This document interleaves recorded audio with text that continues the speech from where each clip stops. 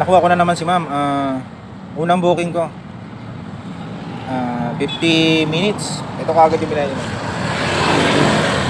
400. Sabihin na natin isang oras namin biniyahe nun. 400 pesos. Diba? Hintayin niyo yung susunod nating booking. Ang angas mo Tara, talaga. let's go.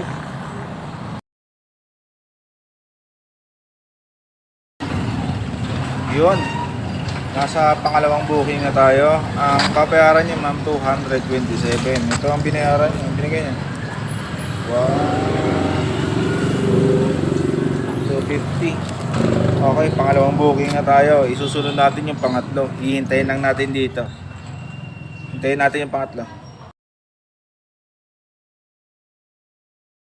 Ito na yung pangatlo, hindi ko na siya, ito yung binayaran niya.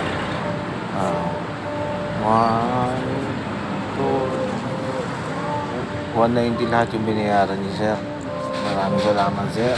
Ito yung mga sumunod na booking ko.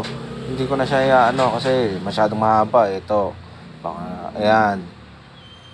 Diba? Ayan. Hindi ko na papahabain kasi